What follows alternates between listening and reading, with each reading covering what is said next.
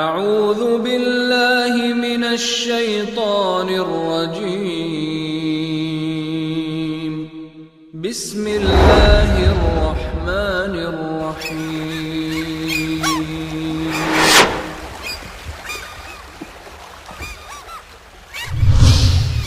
كنتم خير أمة أخرجت للناس تأمرون بالمعروف وتنهون عن المنكر وتؤمنون بالله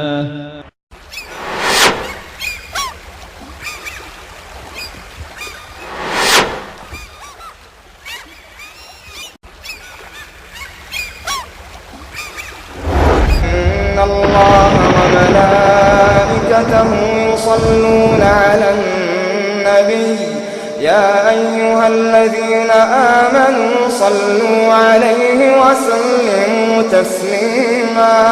قبا میں 4 دن یا 12 دن قیام کے بعد نبی کریم صلی اللہ علیہ وسلم نے مدینہ منورہ کا قصد کیا.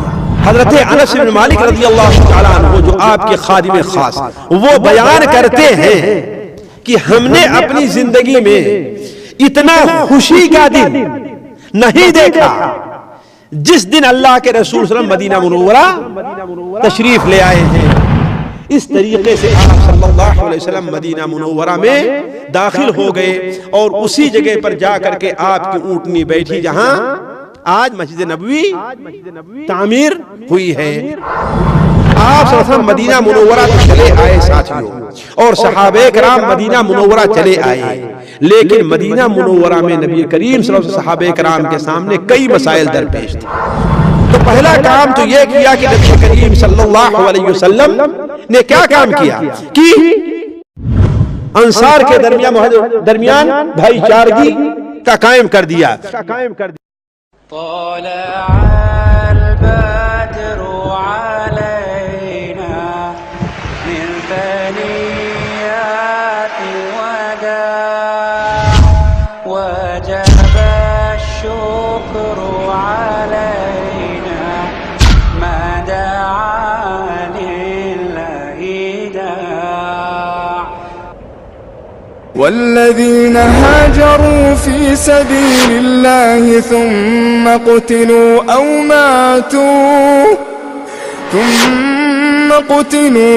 ماتوا ليرزقنهم الله رزقا حسنا وإن الله لهو خير الرازقين. اور جن لوگوں نے اللہ کی راہ میں ہجرت کی پھر شہید ہوئے یا مر گئے اللہ انہیں بہت اچھا رزق دے گا اور یقیناً اللہ ہی بہترین رازق ہے.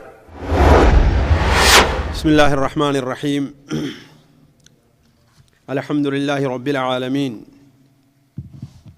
الرحمن الرحیم مالک یوم الدین ونشهد ان لا الہ الا اللہ ونشهد ان سیدنا ومولانا محمدا عبده ورسوله ارسله الى الناس کافة بشیرا ونذیرا.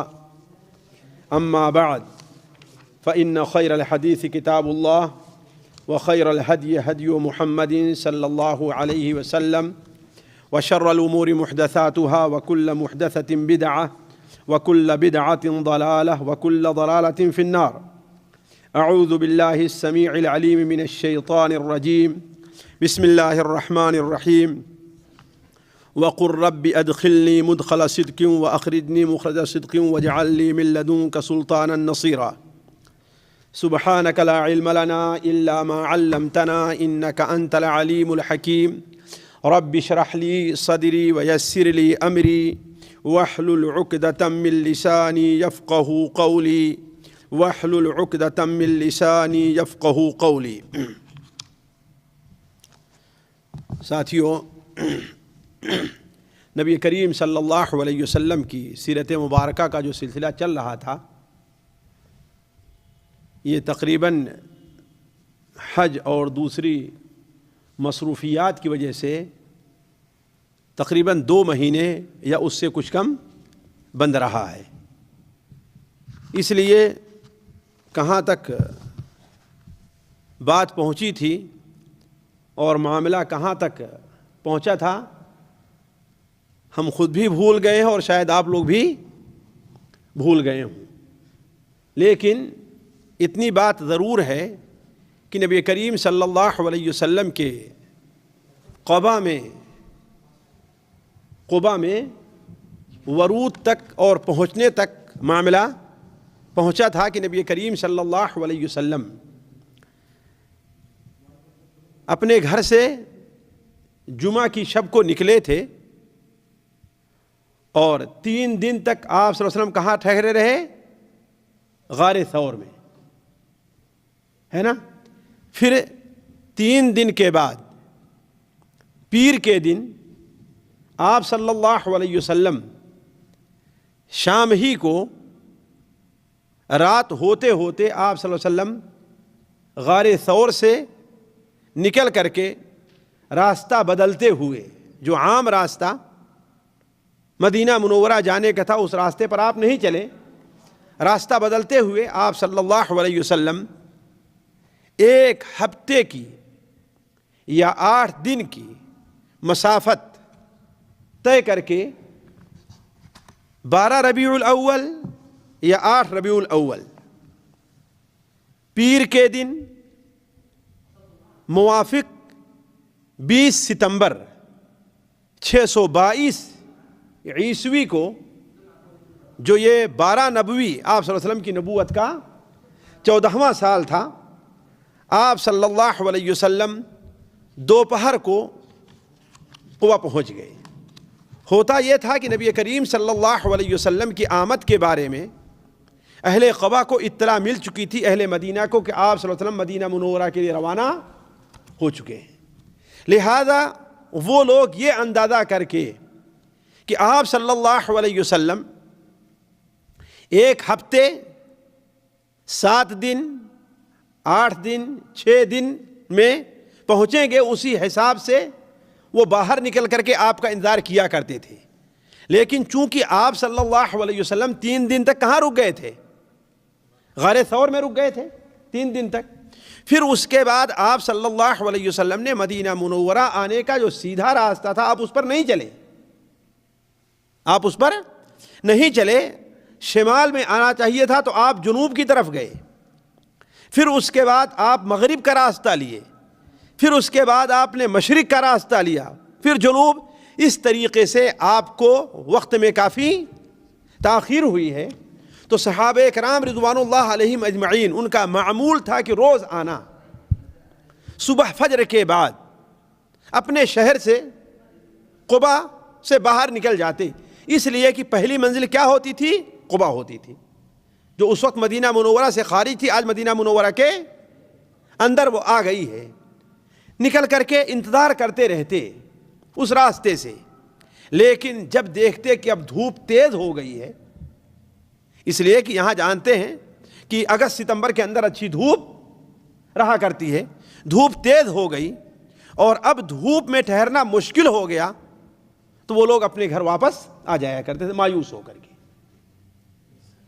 یہی ان کا معمول تھا کہ اچانک ایک دن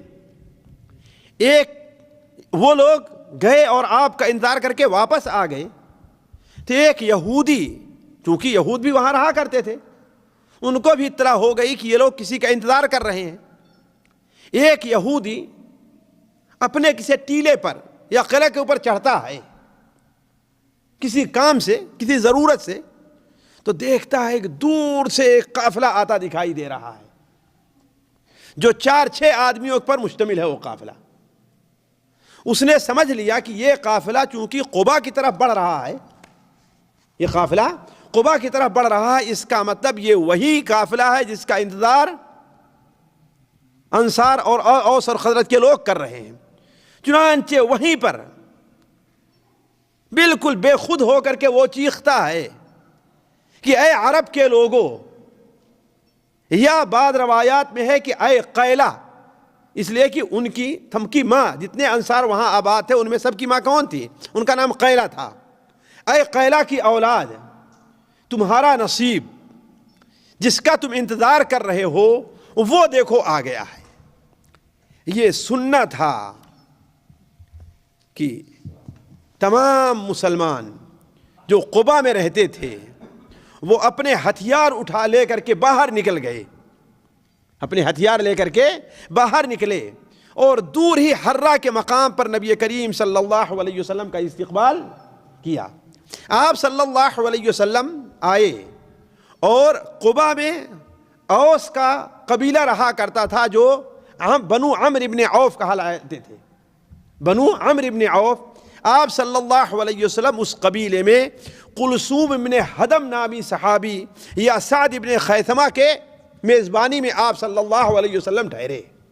آپ صلی اللہ علیہ وسلم کا قبا میں وارد ہونا تھا کہ ہر طرف خوشی کی لہر دوڑ گئی، بلکہ ایک صحابی حضرت برا ابن عازب کہتے ہیں کہ ہم نے اہل مدینہ کو جس قدر نبی کریم صلی اللہ علیہ وسلم کی آمد پر خوش ہوتے دیکھا ہے، یہاں تک کہ کسی کو اتنا خوش ہوتے ہم نے نہیں دیکھا، حتیٰ کہ لوڈیاں بھی، یعنی خود وہاں کے بڑے لوگ نہیں، لوڈیاں بھی جوش و شوق سے پکارا کرتی تھیں، قدیم رسول اللہ صلی اللہ علیہ وسلم، قدیم رسول اللہ، قدیم رسول اللہ، اللہ کے رسول آ گئے، اللہ کے رسول آ گئے۔ اور روایات سے پتہ چلتا ہے کہ آپ کی آمد پر چاروں طرف سے قبا ہی نہیں بلکہ مدینہ منورہ کے لوگوں کو جب اطلاع ملی تو پورا مدینہ تکبیر سے گونج اٹھا، سارے کے سارے لوگ امٹ پڑے کہ نبی کریم صلی اللہ علیہ وسلم کا دیدار کر لیں، اس لیے کہ آپ کو بہت کم صحابی تھے جنہوں نے دیکھا تھا، مشکل سے 70 کے قریب صحابی رہے ہوں گے جنہوں نے آپ کو دیکھا تھا، ورنہ سارے لوگوں نے آپ کو مدینہ منورہ کے دیکھا نہیں تھا۔ تو ہر ایک کی خواہش تھی کہ نبی کریم صلی اللہ علیہ وسلم کے دیدار سے اپنی آنکھوں کو فضیلت بخشیں، تو سارے کے سارے لوگ امٹ پڑے۔ لیکن ہوا یہ کہ حضرت ابوبکر صدیق رضی اللہ تعالی عنہ آپ کے ساتھ تھے، تو لوگ یہ نہیں پہچان پا رہے تھے کہ کون اللہ کے رسول ہیں اور کون حضرت ابوبکر ہیں۔ جو جانتے، جو پہچانتے تو ٹھیک ہے، یہاں تک کہ جب اللہ کے رسول صلی اللہ علیہ وسلم جہاں پر ٹھہرے ہوئے تھے وہاں پر کچھ دھوپ آ گئی، تو حضرت ابوبکر صدیق رضی اللہ تعالی عنہ نے چادر تان کر کے سایہ کر لیا۔ اس پر لوگوں کو اندازہ ہوا کہ یہ کون ہے؟ اللہ کے رسول صلی اللہ علیہ وسلم یہ ہیں۔ ساتھیوں، لوگوں کی آمد کا یہ حال تھا کہ صرف مسلمان ہی نہیں بلکہ یہود بھی نبی کریم صلی اللہ علیہ وسلم کے دیدار کو وہاں پر پہنچے، صرف مرد نہیں، عورتیں بھی، صرف آزاد ہی نہیں، غلام اور لونڈیاں بھی نبی کریم صلی اللہ علیہ وسلم دیدار کے لیے وہاں پر پہنچ گئیں۔ نبی کریم صلی اللہ علیہ وسلم قبا میں 4 دن یا 12 دن یا 24 دن قیام فرمائے، اس لیے کہ وہاں سے آپ مدینہ منورہ کے لیے جمعہ کے دن رخصت ہوئے ہیں، تو جو پیر کے دن پہنچتے ہیں تو پیر، منگل، بدھ، جمعرات اور جمعے کی صبح ہے نا، اور اگر ایک ہفتہ اور گزارے تو گویا آپ 12 دن وہاں پر ٹھہرے، ایک ہفتہ وہ اور 4 دن یہ، یا 24 دن آپ صلی اللہ علیہ وسلم نے قبا میں گزارا، اور آپ صلی اللہ علیہ وسلم کلثوم ابن حدم رضی اللہ تعالی عنہ کے مہمان بنے رہے اور انہی کے ہاں ٹھہرے رہے۔ انہی دنوں میں 3 دن کے بعد نبی کریم صلی اللہ علیہ وسلم سے حضرت علی بن ابی طالب بھی آ کر کے مل گئے، اس لیے کہ آپ صلی اللہ علیہ وسلم علی بن ابی طالب کو اپنی جگہ پر چھوڑا تھا کہ جو امانتیں ہیں لوگوں کو ان کو واپس کر کے آئیں۔ آپ صلی اللہ علیہ وسلم نے یہاں قیام کے دوران ایک بڑا اہم کام کیا، وہ کام کیا تھا؟ مسجد کی تعمیر، مسجد کی تعمیر۔ آج جسے مسجد قباء کہا جاتا ہے، جسے مسجد قباء کہا جاتا ہے، اور آپ لوگ عمرے اور حج پر جاتے ہیں تو اس مسجد کی زیارت کو جاتے ہیں جو مدینہ منورہ مسجد نبوی سے تقریباً 3 میل کی دوری پر ہے، 4 یا 5، 4.5 یا 5 کلومیٹر کی دوری پر ہے مسجد نبوی سے۔ یہ جنوب کی جانب ہے، یہ جنوب کی جانب ہے، وہاں پر ایک مسجد ہے، اسے مسجد قباء کہا جاتا ہے۔ آپ صلی اللہ علیہ وسلم نے وہاں مسجد کی بنیاد رکھی۔ جب اس مسجد کی بنیاد رکھی تھی تو یہ مسجد جیسا کہ علماء نے ناپا ہے اور کہا ہے، وہ لکھتے ہیں کہ یہ مسجد 68 ذراع لمبی اور تقریباً اتنی ہی چوڑی تھی، 68 ہاتھ، اور ایک ہاتھ تقریباً 62 سینٹی میٹر کا ہوا کرتا ہے۔ ایک ہاتھ تقریباً کتنا ہوتا ہے؟ عام اوسط درجے کا 62 سینٹی میٹر، گویا آدھے میٹر سے زیادہ کا ہوتا ہے۔ اس لحاظ سے گویا یہ مسجد کوئی چھوٹی نہیں تھی، اس لیے کہ تقریباً اس کی لمبائی 40 میٹر رہی ہوگی اور چوڑائی بھی 40 میٹر رہی ہوگی۔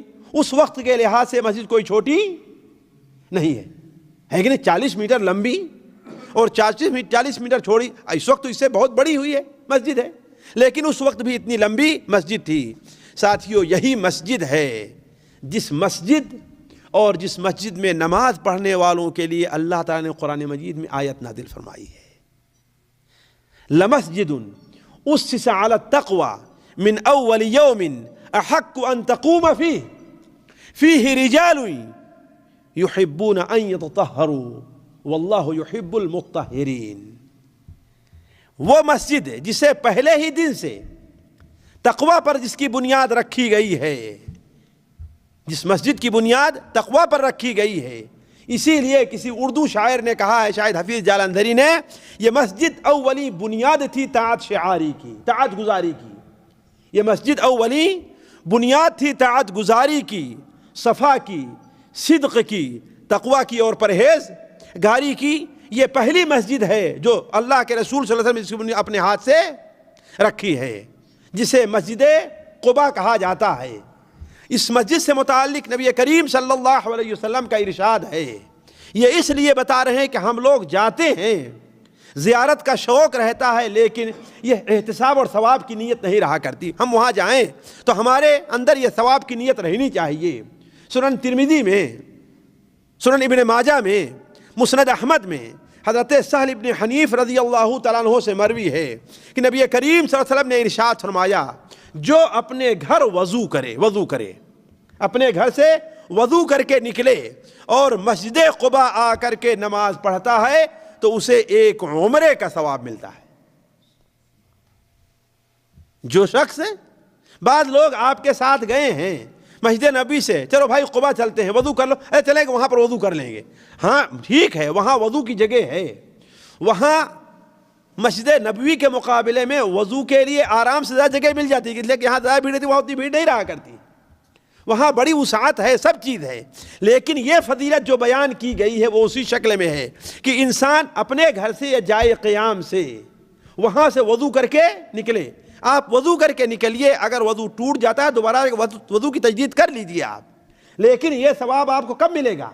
جبکہ آپ اپنے گھر سے وضو کر کے نکلیں گے تو آپ صلی اللہ علیہ وسلم نے ارشاد فرمایا کہ جو شخص اپنے گھر سے وضو کر کے نکلے پھر مسجد قباء آئے اور اس میں 2 رکعت نماز پڑھتا ہے تو اللہ تبارک و تعالیٰ اسے ایک عمرے کا ثواب عطا فرماتا ہے۔ خود نبی کریم صلی اللہ علیہ وسلم، جیسا کہ صحیح بخاری شریف وغیرہ میں ہے کہ آپ صلی اللہ علیہ وسلم ہفتے میں ایک بار ضرور مسجد قباء کی زیارت کیا کرتے تھے، ہفتے میں ایک بار، شاید وہ دن ہفتے کا ہوا کرتا تھا۔ آپ ہر ہفتے صبح پیدل جایا کرتے تھے اور مسجد قباء کی زیارت اور وہاں کے لوگوں سے سلام کر کے آپ صلی اللہ علیہ وسلم آیا کرتے تھے۔ تو کہنے کا مطلب ہے کہ نبی کریم صلی اللہ علیہ وسلم قباء میں قیام کے درمیان آپ نے وہاں پر کس کی بنیاد رکھی؟ ایک مسجد کی۔ ساتھیو، یہیں سے ہمیں اور آپ کو یہ سبق لینا چاہیے، شاید آخر میں نہ عرض کر سکوں، کہ مسجد کی تعمیر اسلام میں اور شریعت میں بڑی اہمیت رکھتی ہے۔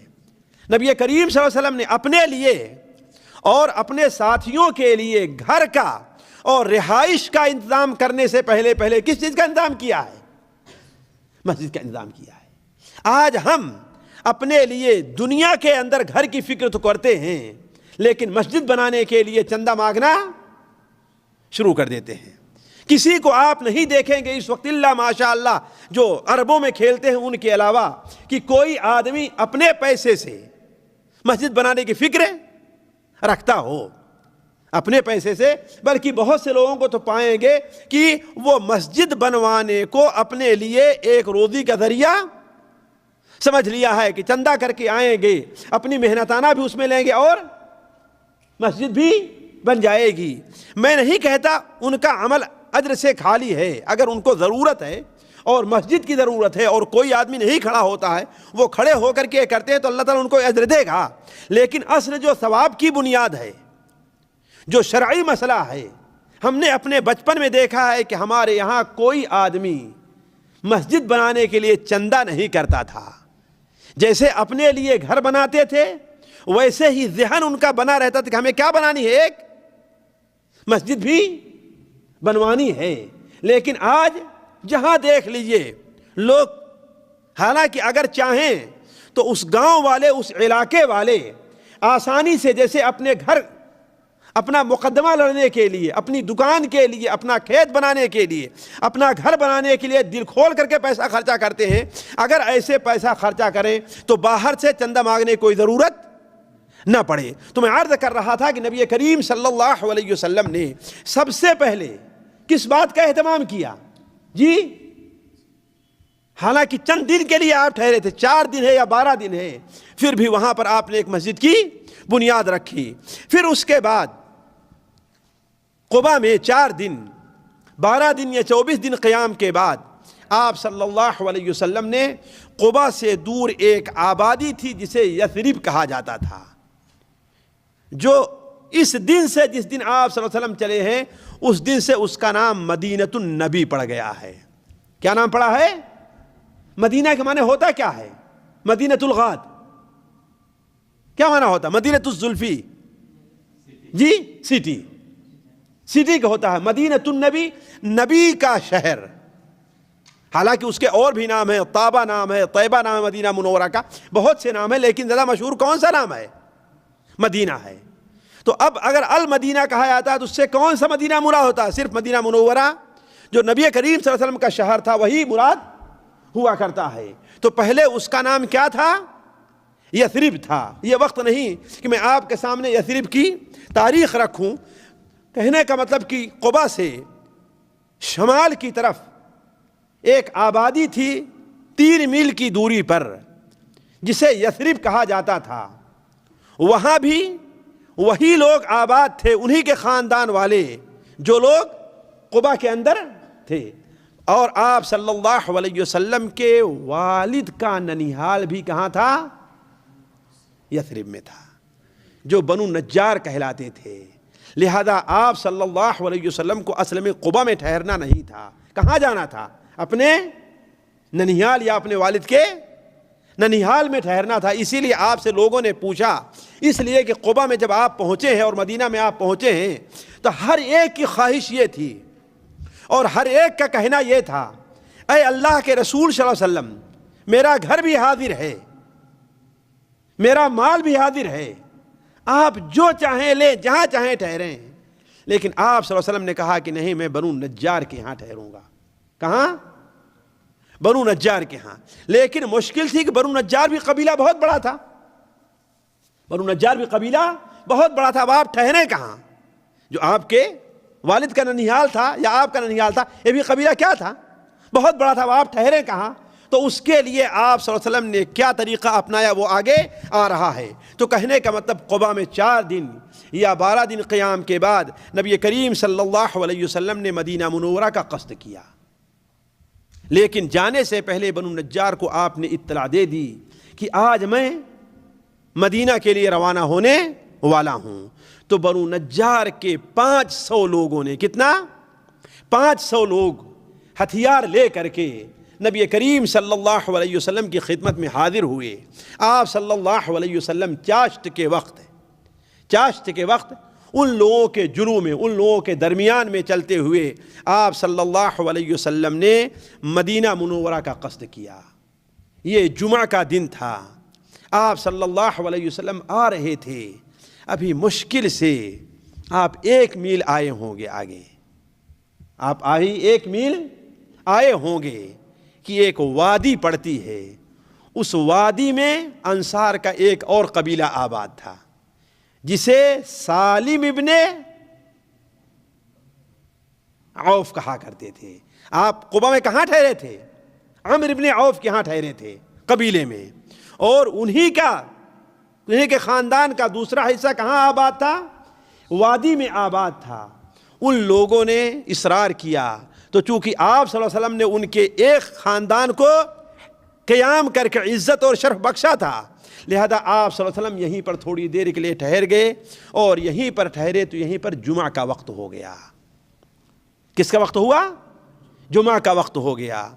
آپ لوگ اگر قباء سے مدینہ مسجد نبوی سے قباء کی طرف جائیں تو آدھی دور سے زیادہ جائیں گے تو بائیں طرف وادی میں آپ کو ایک مسجد ملے گی جسے مسجد جمعہ کہا جاتا ہے، جسے مسجد جمعہ کہا جاتا ہے۔ یہی وہ مسجد، اسی جگہ یہ مسجد بنی ہے جہاں نبی کریم صلی اللہ علیہ وسلم نے اپنی زندگی میں پہلا جمعہ پڑھا تھا۔ اپنی زندگی میں آپ نے پہلا جمعہ پڑھا تھا، اور وہاں پر آپ صلی اللہ علیہ وسلم نے خطبہ دیا تھا، جس خطبے کے اندر اللہ کی توحید کی طرف دعوت دی تھی اور آخرت کے لیے تیاری کی طرف دعوت دی تھی۔ آپ صلی اللہ علیہ وسلم نے اللہ کی توحید کی طرف لوگوں کو بلایا تھا اور آخرت کے لیے تیاری کی آپ نے دعوت دی تھی۔ تو جب آپ صلی اللہ علیہ وسلم سالم ابن عوف میں پہنچے، بنو سالم کے اندر، تو آپ وہاں تھوڑی دیر کے لیے ٹھہرے، اور آپ صلی اللہ علیہ وسلم نے وہاں پر جمعہ کی نماز پڑھی، اور جمعہ کی نماز کے بعد آپ صلی اللہ علیہ وسلم مدینہ کی طرف روانہ ہو گئے۔ اس وقت ساتھیوں، میں اپنے الفاظ میں، اور نہ ہی کوئی بڑے سے بڑا ادیب، میں تو کچھ نہیں ہوں، بڑے سے بڑا ادیب بھی مدینہ منورہ خصوصاً یثرب اور بنو نجار اور بنو اوس کی کیا کیفیت تھی انہیں الفاظ میں نہیں بیان کیا جا سکتا ہے۔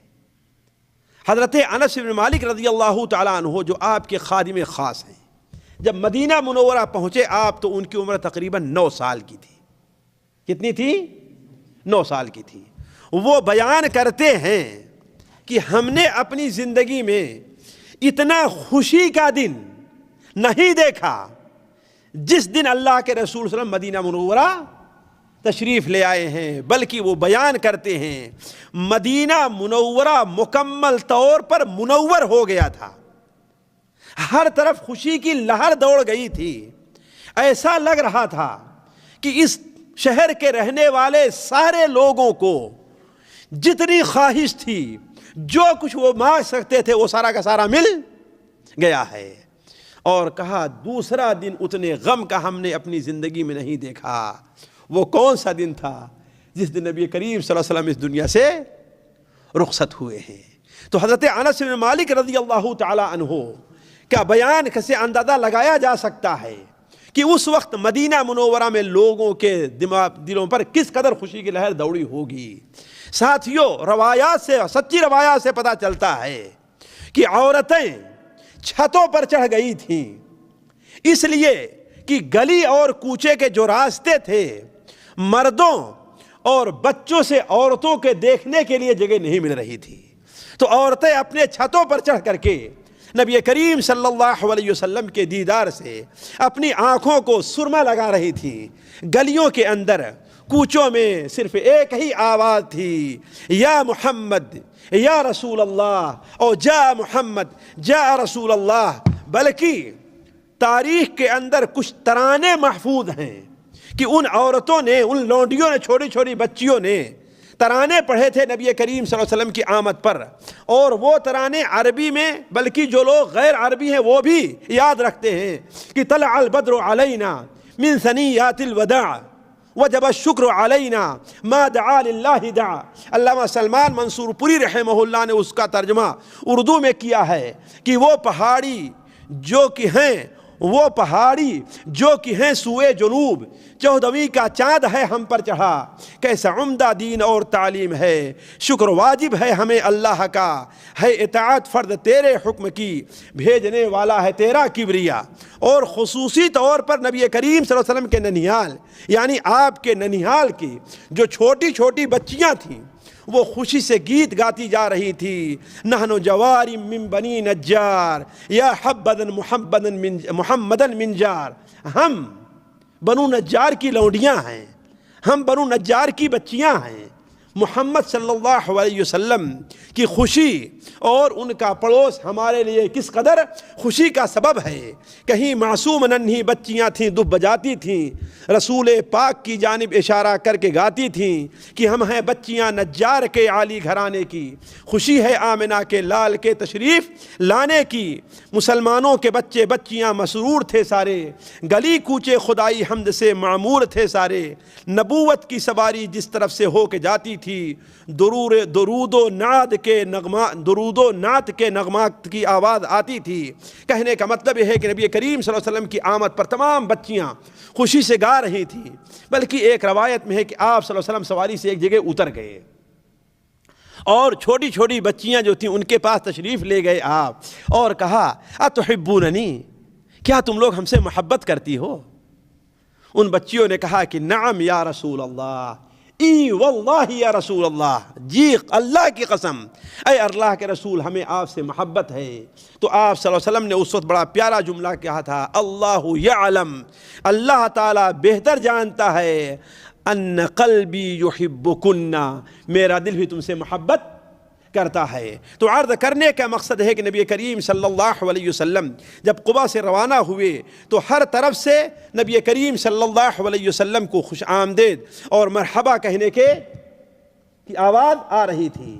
ہر صحابی کی، ہر انصاری کی یہ خوشی تھی کہ کاش کہ نبی کریم صلی اللہ علیہ وسلم ہمارے یہاں ٹھہر جائیں، اور کہا کرتے تھے کہ اے اللہ کے رسول صلی اللہ علیہ وسلم تشریف لے آئیے، ہم اپنی جان سے بھی آپ کی خدمت کے لیے تیار ہیں اور اپنے مال سے بھی آپ کی خدمت کے لیے تیار ہیں۔ بلکہ لوگ یہاں تک جرأت کرتے تھے کہ آگے بڑھ کر کے آپ کی انگلی کی نکیل پکڑ لیا کرتے تھے کہ میرے گھر میں آئیں، میرے گھر میں آئیں۔ لیکن ساتھیو، نبی کریم صلی اللہ علیہ وسلم کی سیاست اور حکمت دیکھیے، آپ اپنے طور پر جس کے یہاں چلے جاتے دوسرے کے دل میں تکلیف ہوتی کہ نہیں تکلیف ہوتی ہے کہ نہیں؟ جس کے یہاں بھی جاتے دوسرے کے دل میں کہ ہمارے اوپر کس کو؟ دوسرے کو فوقیت دی ہے۔ اس لیے نبی کریم صلی اللہ علیہ وسلم نے ارشاد فرمایا، نہیں، اس انگلی کی نکیل کو چھوڑ دو، دعوہا فإنہا مأمورہ، اس کو چھوڑ دو، یہ اللہ کے حکم سے چل رہی ہے، اس کو چھوڑ دو، یہ اللہ کے حکم سے چل رہی ہے۔ تو اس کی اونٹنی کی نکیل کو چھوڑ دیا گیا، اللہ کے حکم سے جاتی رہی۔ ہر شخص دعائیں کر رہا تھا، کاش کہ یہ اونٹنی میرے دروازے پر آ جائے، میرے دروازے کے سامنے بیٹھ جائے۔ لیکن چلتے چلتے چلتے چلتے یہ اونٹنی وہاں جا کر کے بیٹھی جہاں آج مسجد نبوی تعمیر ہوئی ہے، وہیں جا کر کے بیٹھی جہاں مسجد نبوی تعمیر ہے۔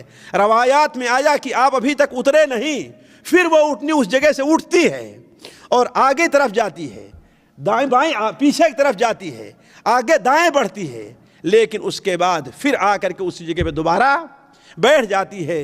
جب دوبارہ بیٹھ گئی تو اللہ کے رسول صلی اللہ علیہ وسلم وہاں سے اتر گئے۔ آپ کا اترنا تھا تو پوچھا آپ نے کس کا گھر اس جگہ سے زیادہ قریب ہے؟ کس کا گھر اس جگہ سے؟ اس لیے کہ اونٹنی میرے حکم سے یہاں نہیں بیٹھی ہے، میری خواہش سے نہیں بیٹھی ہے، کس کے حکم سے بیٹھی ہے؟ اللہ تبارک و تعالیٰ کے حکم سے بیٹھی ہے۔ لہذا آپ صلی اللہ علیہ وسلم پوچھا یہاں سے کس کا گھر زیادہ قریب ہے؟ بات اسی میں ہو رہی تھی کہ اتنے میں حضرت خالد بن زید ابو ایوب انصاری رضی اللہ تعالیٰ عنہ آگے بڑھ کر کے آئے اور نبی کریم صلی اللہ علیہ وسلم کا جابہ اٹھا کر کے لے کر کے اپنے گھر چلے گئے۔ اور دوسرے صحابی اسعد بن زرارہ نے جو انہیں کچھ نہیں ملا تو انہوں نے اونٹنی کی نکیل پکڑی، اسے لے کر کے اپنے گھر چلے گئے۔ اب صلی اللہ علیہ وسلم بیان فرمایا، المرء مع رحلہ، آدمی کا سامان جہاں جائے گا وہ بھی وہیں پر جائے گا۔ لہذا آپ صلی اللہ علیہ وسلم نے حضرت ابو ایوب انصاری کے ہاں قیام کرنا قبول فرما لیا۔ اس طریقے سے آپ صلی اللہ علیہ وسلم مدینہ منورہ میں داخل ہو گئے اور اسی جگہ پر جا کر کے آپ کی اونٹنی بیٹھی جہاں آج مسجد نبوی تعمیر ہوئی ہے۔ مسجد نبوی کے بارے میں شاید ابھی کچھ باتیں آپ کے سامنے رکھی جائیں۔ دیکھیے، آپ صلی اللہ علیہ وسلم ابو ایوب انصاری رضی اللہ تعالیٰ عنہ کے یہاں تو گئے، ان کا گھر 2 منزلہ تھا۔ ان کا گھر کیا تھا؟ 2 منزلہ تھا۔ حضرت ابو ایوب انصاری کی خواہش تھی کہ آپ صلی اللہ علیہ وسلم اوپر کی منزل میں جا کر کے ٹھہرے، لیکن آپ صلی اللہ علیہ وسلم نے کہا بھائی دیکھو مجھے آرام ہے کئی اعتبار سے نیچے کی منزل میں رہنے میں۔ اولاً تو یہ ظاہر بات اوپر اترنا چڑھنا، دوسری بات یہ ہے کہ لوگ ہم سے ملاقات کرنے آتے رہیں گے، ہر ایک کے لیے اوپر کی منزل میں جانا، پھر تمہیں بھی نیچے رہو گے ڈسٹرب ہوگا، لہذا مجھے نیچے ہی کی منزل میں رہنے دو اور تم جا کر کے اوپر کی منزل میں رہو۔ شروع میں حضرت ابو ایوب انصاری رضی اللہ تعالیٰ عنہ نے تو یہ قبول کر لیا کہ ہاں ہم اوپر کی منزل میں رہتے ہیں، لیکن ساتھیوں دو واقعہ ایسا پیش آیا، کہتے ابو ایوب انصاری رضی اللہ تعالیٰ عنہ مجبور ہو گئے کہ نبی کریم صلی اللہ علیہ وسلم کے سامنے بدد ہو جائیں کہ اوپر کی منزل میں کون رہے، آپ ہی رہیں گے میں نہیں رہوں گا۔ وہ دو واقعے کیا ہیں ساتھیوں؟ مستدرک حاکم میں اور سیرت ابن ہشام میں ایک واقعہ اس طریقے سے مروی ہے کہ ایک دن ابو ایوب انصاری اوپر کی منزل میں تھے، اور ظاہر بات ہے دھیرے دھیرے اب کیا ہے سردی کا موسم آتا جا رہا تھا، ستمبر پہنچے تھے نا، اکتوبر نومبر ہے نا، ستمبر اکتوبر آ گیا تھا، ظاہر بات دن میں تو گرمی ہی لیکن رات میں تو ابو ایوب انصاری رضی اللہ تعالیٰ عنہ ان کی بیوی دونوں تھے کہ پانی کا جو مٹکا تھا وہ پھوٹ گیا، پانی کا مٹکا پھوٹ گیا، اور ظاہر بات چھت کس کی تھی، مٹی کی رہی ہوگی، اور وہ بھی گھاس پھوس کی۔ اگر پانی کو ویسے رہنے دیا جائے تو کیا ہوگا، پانی کہاں آئے گا، نیچے آ کر کے گرے گا۔ ان دونوں کے پاس جو لحاف تھا اوڑھنے کے لیے، جو چادر تھی، اس چادر کو لے کر کے جلدی جلدی پانی سکھاتے رہے کہ کہیں ایک قطرہ نبی کریم صلی اللہ علیہ وسلم کے اوپر جا کر کے نہ گر جائے۔ پوری رات ان کی اسی میں گزر گئی، اسی خوف میں کہیں پانی جو ہے نیچے تو نہ گر جائے۔ دوسرا واقعہ یہ پیش آیا کہ وہ دونوں میاں بیوی اوپر کی منزل میں تھے، اچانک خیال آیا کہ کہیں ہم لوگ اس جگہ تو نہیں ہیں جس کے نیچے نبی کریم صلی اللہ علیہ وسلم آرام فرما رہے ہیں، ہم اس جگہ تو نہیں ہیں آرام فرما رہے ہیں، لہذا کہے کہ میں اس چھت پر نہیں رہ سکتا جس پر نبی کریم صلی اللہ علیہ وسلم ہیں۔ پھر اس طرف جاتے ہیں تو ڈر ہوا کہیں یہاں تو حضرت اللہ کے رسول صلی اللہ علیہ وسلم نہیں ہیں، پھر اس طرف جاتے ہیں، یہاں تک کہ ایک کنارہ پکڑ کر کے ان لوگوں نے رات گزاری، اس کے بعد صبح کو کہا اے اللہ کے رسول صلی اللہ علیہ وسلم لا اعلو سقیفتا انت تحتہا، آج کے بعد سے میں اس چھت کے اوپر نہیں رہ سکتا جس کے نیچے آپ ہوں۔ تو آپ صلی اللہ علیہ وسلم نے مجبور ہو کر کے اوپر کی منزل میں رہنا قبول کر لیا، اور حضرت ابو ایوب انصاری ہی رضی اللہ تعالیٰ عنہ ان کی آپ کی پوری میزبانی کیا کرتے تھے، آپ کے لیے دونوں وقت تینوں وقت کھانے کا سامان بھی وہی بھیجا کرتے تھے، اس لیے کہ اللہ نے اچھا مال دیا تھا، کسی کو اس میں انہوں نے شریک کرنا نہیں چاہا۔ بلکہ ایک بار ایسا ہوا کہ روزانہ ان کا معمول تھا کہ پہلے برتن اللہ کے رسول کی خدمت میں بھیجا کرتے تھے، اور جو لے جاتا تھا اس سے پوچھتے تھے کہ اللہ کے رسول نے کس طرف سے کھایا ہے، اس لیے کہ آپ کے ساتھ اور بھی کھانے والے رہا کرتے تھے نا، پوچھتے تھے کہ آپ نے کس طرف سے کھایا ہے، اور جانتے ہیں ایک برتن میں کھانے کا آج بھی عرب میں وہی رواج چلا آ رہا ہے۔ ہمارے ہاں تو بڑا عیب سمجھا جاتا ہے نا، لیکن ان کے ہاں کوئی عیب نہیں ہے، بلکہ آپ کھا کر کے اٹھے دوسرا آدمی آ کر کے کھانا شروع کرے گا، مرد کھا کر عورتیں آ کر کے اسی برتن میں، دیکھتے ہیں شادی ہوتی میں آپ لوگوں نے دیکھا ہوگا، یہاں پر ایک ہی چلتا ہے۔ تو جو لے کے جایا کرتا تھا وہ اس سے پوچھتے تھے کہ اللہ کے رسول صلی اللہ علیہ وسلم اپنا دست مبارک کہاں پر رکھا ہے، تو وہ بتاتا تھا ابو ایوب انصاری اسی جگہ سے کھانا شروع کرتے۔ ایک بار انہوں نے ایسا کیا کہ تھوڑا سا ایسا کھانا بنایا کہ اس کو مہک کے لیے اور لذت پیدا کرنے کے لیے اس کے اندر کچا لہسن بھی جو پتا ہوتا ہے اس کو ڈال دیا۔ جانتے بعض کھانے ایسے ہوتے ہیں بغیر لہسن ڈالے وہ مزہ، یہ چٹنی بنانی ہے آپ کو تو اس میں کچا ہی لہسن تو پکا کے تو ڈالیں گے نہیں، ہوتا ہی نہیں ہوتا ہے۔ سلاد بنانی ہے تو اس میں کچی ہی پیاز رہا کرتی ہے، بعد ایسے کھانے ہوتے ہیں جس کے ساتھ کیا ہے اس کا لازمی جز کچا پیاز اور کچی پیاز اور کچا لہسن رہا کرتا ہے۔ تو ایک ایسا کھانا بنایا جس میں لہسن ڈالا ہوا تھا، تو آپ صلی اللہ علیہ وسلم کے پاس گیا اور واپس آ گیا، اس میں کہیں انگلی نہیں لگی تھی۔ بہت پریشان ہوئے کہ آخر آج آپ نے ہمارا کھانا کھایا کیوں نہیں ہے، ہمارا کھانا کیوں نہیں کھایا؟ تو آپ صلی اللہ علیہ وسلم سے آئے پوچھنے کے لیے، انہوں نے کہا کہ نہیں، میں ایسوں سے بات کرتا ہوں جس سے تم بات نہیں کرتے، یعنی فرشتوں سے، اور انہیں لہسن کی بو پسند نہیں ہے، اسی لیے ساتھیوں لہسن کھا کر کے مسجد میں نہیں آنا چاہیے، خصوصی طور پر اگر کچا لہسن ہو تو، یا اگر پکا ہو یا زیادہ مقدار میں ڈال دیا گیا ہے تو اسے کھا کر کے مسجد میں آنا نہیں چاہیے۔ کیوں؟ مسجد میں اللہ کے فرشتے رہتے ہیں جنہیں لہسن کی بو پسند نہیں ہے۔ تو حضرت ابو ایوب انصاری نے کہا کہ اگر ایسی بات ہے تو آج کے بعد سے میں بھی لہسن نہیں کھاؤں گا۔ عرض کرنے کے بعد حضرت ابو ایوب انصاری کے ہاں آپ صلی اللہ علیہ وسلم کافی دن تک رہے۔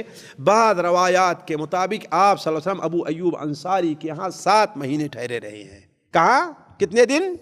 7 مہینے رہے ہیں، لیکن کوئی صحیح تاریخ معلوم نہیں ہے۔ آپ صلی اللہ علیہ وسلم مدینہ منورہ تو چلے آئے ساتھیوں، اور صحابہ کرام مدینہ منورہ چلے آئے، لیکن مدینہ منورہ میں نبی کریم صلی اللہ علیہ وسلم صحابہ کرام کے سامنے کئی مسائل درپیش تھے، اس لیے کہ مدینہ منورہ میں اس وقت کوئی اربوں اور خربوں میں کھیلنے والے تاجر نہیں تھے، اور مدینہ منورہ کوئی 1-2 مہاجر نہیں آئے ہوئے تھے، 10-50 کی تعداد میں مہاجر آئے ہوں گے، 100 سے زیادہ مہاجر کو، بلکہ کئی سو وہاں پر پہنچے ہوں گے۔ ایک بارگی ان تمام لوگوں کا انتظام کرنا ایک بہت بڑا مسئلہ تھا، اس لیے کہ مہاجر جو آئے تھے اپنے ساتھ کھانے پینے کی بھی کوئی چیز نہیں لائے تھے، اپنے ساتھ کچھ مال لے کر کے بھی نہیں آئے تھے، اس لیے کہ مکہ کے لوگوں نے مہاجرین کو، جیسا کہ پچھلی مجلس میں گزرا ہے، پیسہ اور مال لانے کی اجازت بھی تو نہیں دی ہے کہ نہیں ہے؟ تو بڑے مسائل تھے، آخر ان کے ٹھہرنے کا کیا انتظام کیا جائے، ان کی روزی روٹی کا کیا انتظام کیا جائے، تو کئی مسائل درپیش تھے جس سے نبی کریم صلی اللہ علیہ وسلم کو نپٹنا تھا۔ وہ 4 مسائل کا خصوصی ذکر میں آپ کے سامنے کرتا ہوں، اور ان میں سے بعض کا ذکر کر کے آج کی مجلس ختم کرتے ہیں، باقی مجلس اگلی آپ کے سامنے رکھیں گے۔ پہلا مسئلہ یہ تھا کہ مہاجرین کے لیے جائے قیام کا، دوسرا مسئلہ مکہ مدینہ منورہ کی آب و ہوا کا تھا، تیسرا مسئلہ مسجد اور جائے عبادت کی قیام کا تھا، اور چوتھا مسئلہ جو مدینہ منورہ میں آباد ایک یہودیوں کی بہت بڑی تعداد تھی، جن کے ذکر ابھی آتا ہے یا اگلی مجلس میں آئے گا، ان کا مسئلہ تھا۔ اب دیکھنا ہے کہ نبی کریم صلی اللہ علیہ وسلم نے ان 4 مسائل سے آپ نے کیسے نپٹا ہے۔ پہلا مسئلہ ہم لے لیتے ہیں کہ مہاجرین جو آئے ہوئے تھے ان کے جائے قیام کا تھا۔ اس کے لیے نبی کریم صلی اللہ علیہ وسلم نے ان کے قیام کے لیے، ان کی روزی روٹی کے لیے آپ صلی اللہ علیہ وسلم نے کئی طریقے اپنائے۔ پہلا طریقہ تو یہ اپنایا کہ آپ صلی اللہ علیہ وسلم نے انصار اور مہاجرین میں بھائی چارہ مواخات کی رسم قائم کر دی آپ نے۔ مواخات اور بھائی چارہ ہے کیا چیز، کس کو کہتے ہیں؟ یعنی فلاں آدمی آپ کا، ویسے تو مسلمان سارے کے سارے ایک دوسرے کے بھائی ہیں، ہے کہ نہیں؟ انما المؤمنون اخوہ، مسلمان کیا؟ مومن ایک دوسرے کے، المسلم اخو المسلم، مسلمان مسلمان کا بھائی، اس میں تو کوئی شک نہیں ہے۔ لیکن اللہ کے رسول صلی اللہ علیہ وسلم نے ایک خاص اخوت قائم کی، خاص اخوت جو قائم کی ہے انصار اور مہاجر کے درمیان، وہ یہ ہے کہ جس مہاجر کو انصاری کا بھائی بنا دیا ہے، جس مہاجر کو انصاری کا بھائی بنا دیا ہے، وہ مہاجر انصار کے پورے مال میں اس کا حصے دار ہوا کرتا تھا۔ انصاری مہاجر سے زیادہ اپنے مال کا حصے دار نہیں رہا کرتا تھا۔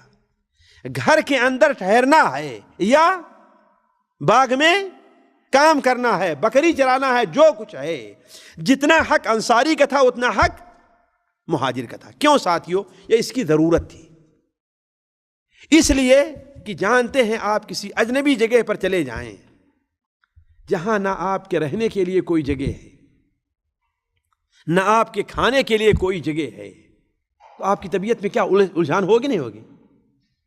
قلق پیدا ہوگا ہی نہیں پیدا ہوگا؟ آپ چاہیں گے کتنا جلدی ہم یہاں سے، لیکن ایک آدمی دوست آپ کو ایسا مل جائے جو آپ کے غم کو اپنا غم سمجھ رہا ہے، بلکہ اپنی ضرورت پر آپ کی ضرورت کو ترجیح دے رہا ہے، اپنی ضرورت پر آپ کی ضرورت کو ترجیح دے رہا ہے، تو کیا ہوگا؟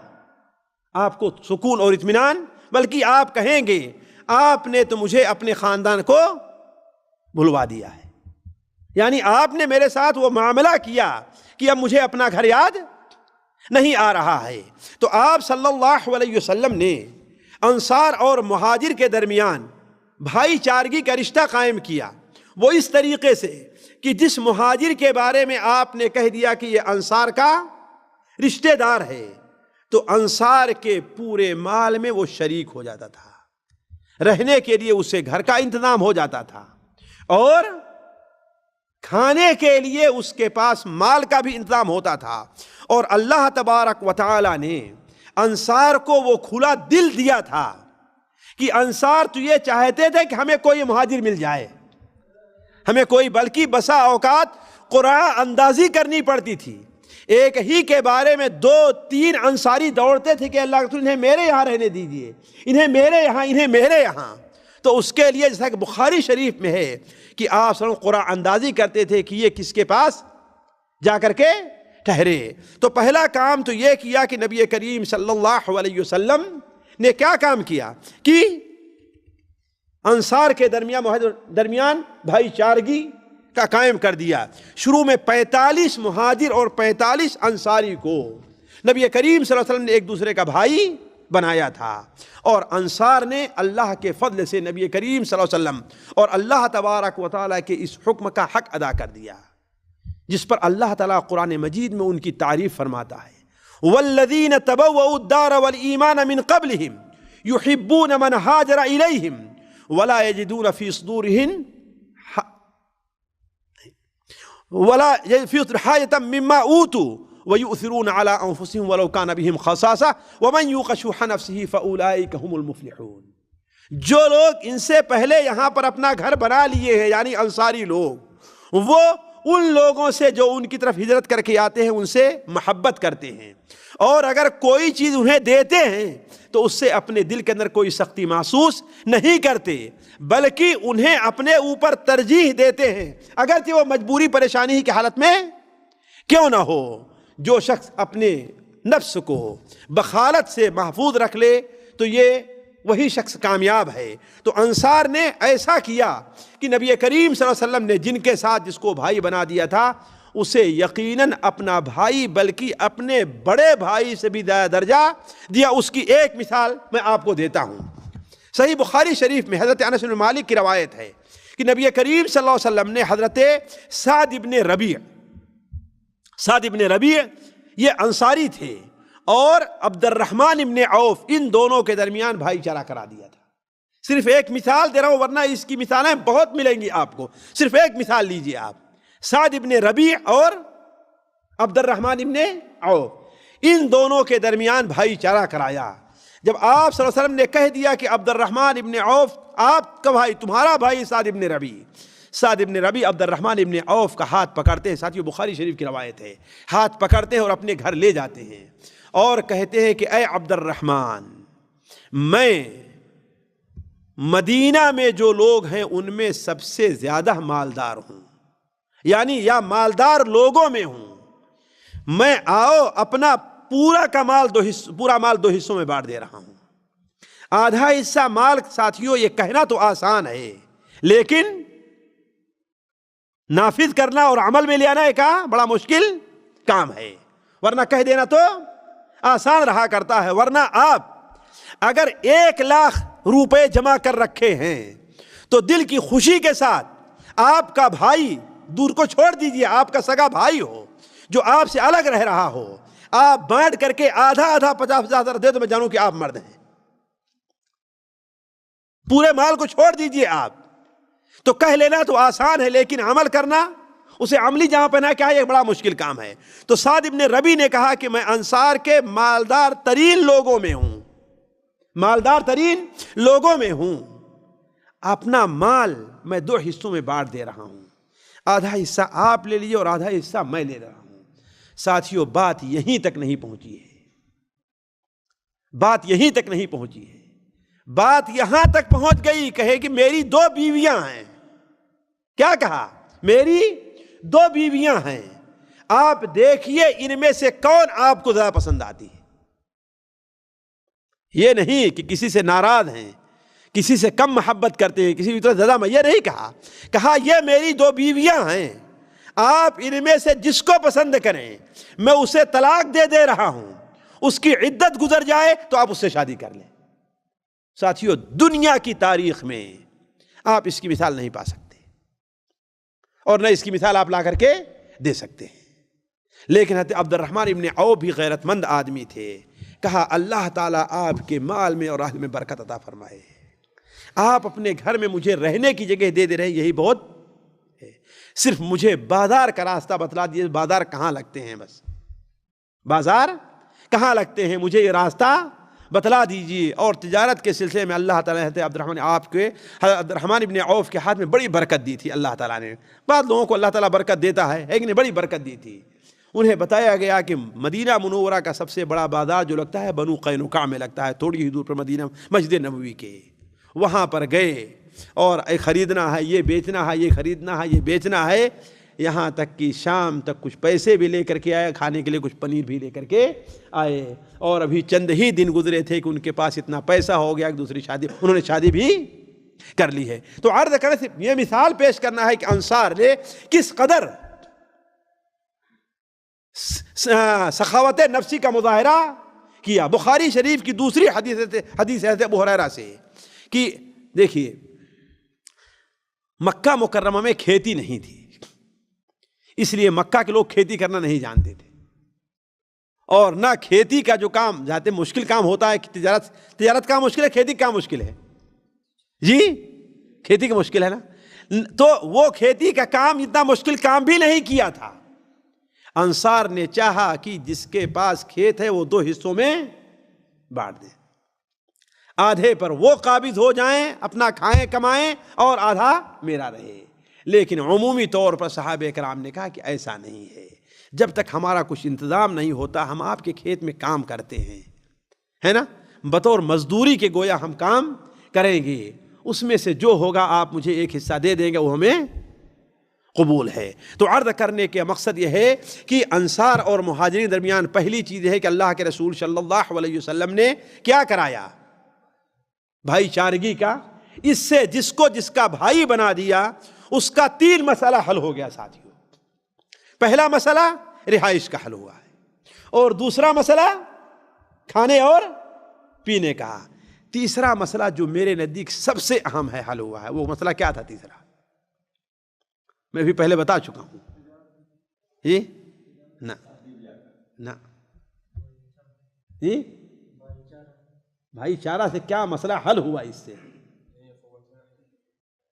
نہیں ساتھیوں.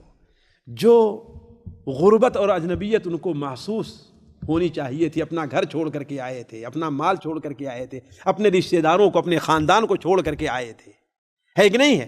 اب یہ ان کو مل گیا ہے تو اب ان کے ساتھ ذرا اتنی فراخ دلی سے پیش آ رہا ہے کہ اپنی بیوی تک چھوڑ دینے کے لیے تیار ہے. وہ اپنے پورے مال کو 2 حصوں میں تقسیم کر دینے پر تیار ہے. وہ اپنے کھیت کو 2 حصوں میں بانٹ دینے پر تیار ہے. وہ جب اتنا غمگسار کوئی انہیں مل جائے گا تو اپنا گھر یاد آئے گا ان کو؟ سوچنے کی بات ہے. تو جو میرے نزدیک سب سے اہم مسئلہ حل ہوا ہے وہ یہ ہے کہ جو مہاجر پریشان ہو کر کے آئے ہیں وہ دوبارہ مدینہ مکہ مکرمہ جانے کے بارے میں سوچیں نہیں، یا ان کے دل میں کہیں یہ بات نہ آئے کہ ہاں بلا وجہ ہم یہاں پر چلے آئے.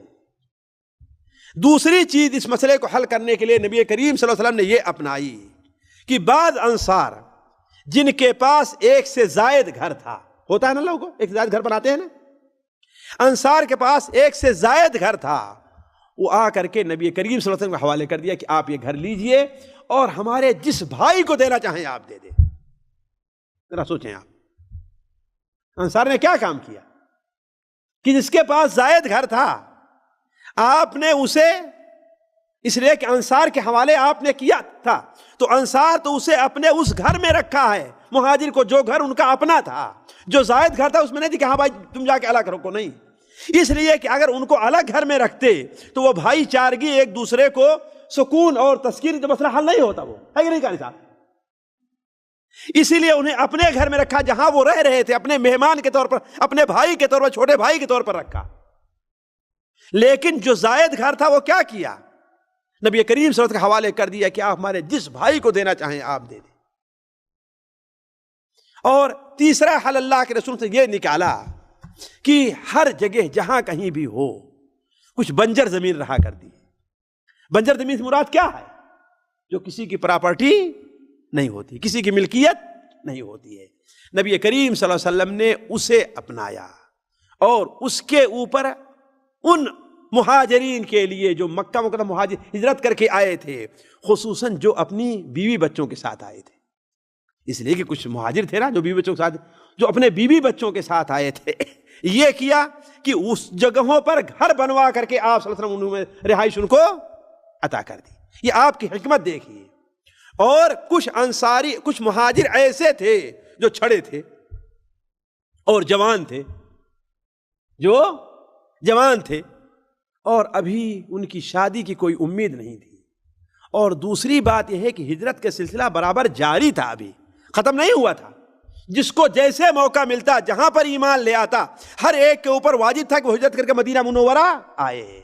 اس کے لیے آپ صلی اللہ علیہ وسلم نے کیا کام کیا کہ جب مسجد بنوائی تو مسجد ہی کے بغل میں ایک چبوترا بنوا دیا، جس کے اوپر ایک چھت ڈال دی آپ صلی اللہ علیہ وسلم نے، ایک چبوترا یعنی اونچی جگہ بنوائی جسے صفہ کہا جاتا ہے، اور اس پر چھت ڈال دیا، اور وہاں وہ صحابی جو اکیلے آتے مسلمان ہو کر کے، یا مدینہ منورہ ہی کے رہنے والے تھے، مسلمان ہوتے لیکن ان کے گھر والے انہیں تنگ کرتے، گھر سے نکال دیتے، تو وہ یا غیر مکہ کے علاوہ دوسری جگہ جو مسلمان ہوتے وہ آ کر کے آپ وہاں پر ٹھہرایا کرتے تھے۔ اس طریقے سے نبی کریم صلی اللہ علیہ وسلم نے اس مسئلے کو حل کر دیا ہے۔